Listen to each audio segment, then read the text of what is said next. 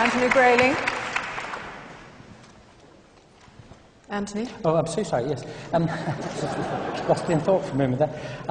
I think it's perfectly clear from the conversation that we've had among us this evening that to do good, to be good, to want the good, to want it to prevail, you don't have to be anything. You don't have to be a subscriber to Hinduism or the Olympian gods or the Norse gods or anything.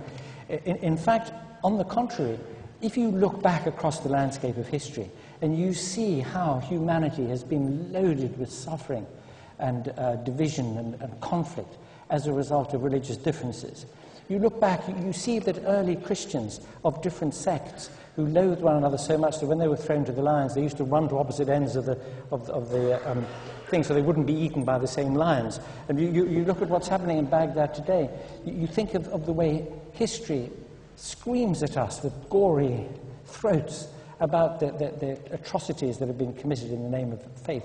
And you ask yourself, isn't it the case that these very natural, very warm feelings that human beings can have for one another when they know one another individually, that it becomes impossible to generalize? And if you know somebody from another nation or another culture, another ethnicity, you know somebody well personally, it's very, very hard to continue to generalize, to accept the sorts of divisions that people want to impose because of labels, because of the identities that they choose for themselves.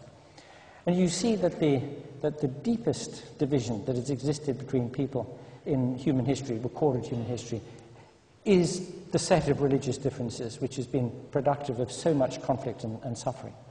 And you think of that and you move to the individual sphere. You think of the teenager who is anxious because his private feelings may be leading him into sin, or he's done something that may damn his immortal soul because he's been told that it will. You think about the torment of that. So on every scale, you can think of ways in which religion, religious belief, religious hegemony, religious oppression has stood in the path of the good. And we know from the historical record how organized religious bodies have resisted tooth and nail every inch of progress that's been made in science. Look at the history of the modern West, for example, since the Reformation. The desire to increase the liberty of the individual against the desire of religion supporting absolute monarchy to keep control over individuals. The idea of the secret policeman who sees what you do in the dark, it's a wonderful instrument of control over people's minds.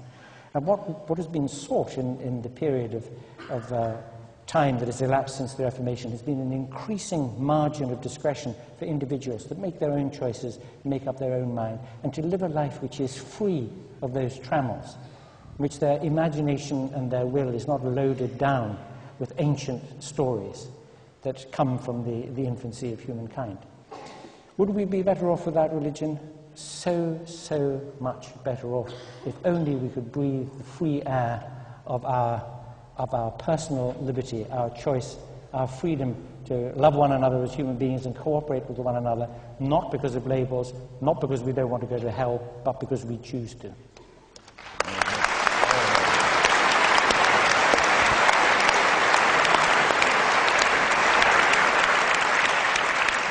And finally, Roger Scruton. I think that there's a misunderstanding on the part of those who've been proposing the motion as to what we on our side have actually been saying. I don't think anybody here has wished to deny the atrocities committed in the name of faith, though if we are to reduce this argument to that kind of head counting, we ought at least to acknowledge the atrocities committed in the name of atheism, in the last century especially.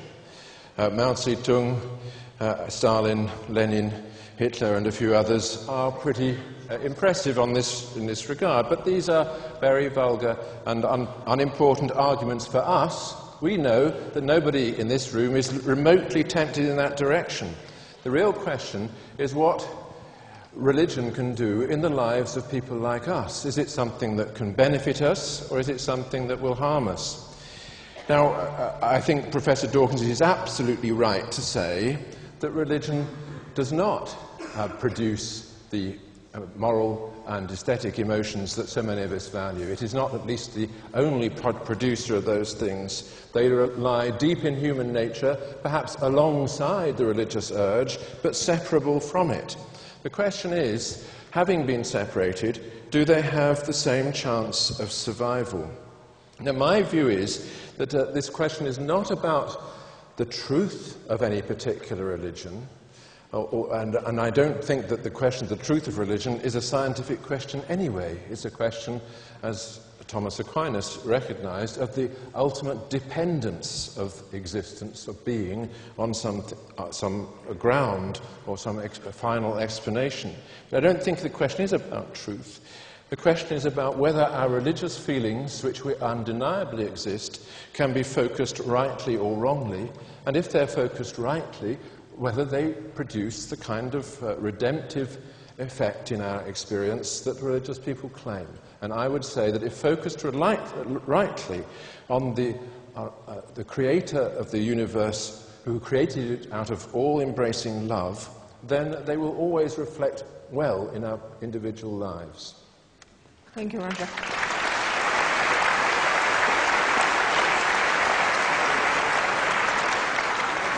Before I announce the result, I would just like to say that each of these distinguished speakers is prepared to sign books that they have written, which are out there.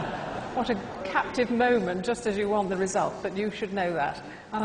Also, I would, before you all rush off the moment I've given the result, say how grateful we all are for hearing this debate tonight. Thank you.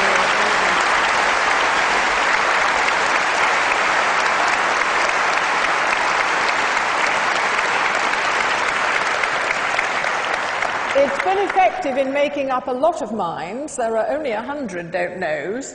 And the vote now for the resolution that we'd be better off without religion is 1,205, and against, that's also gone up, 778. So the motion is carried. Thank you.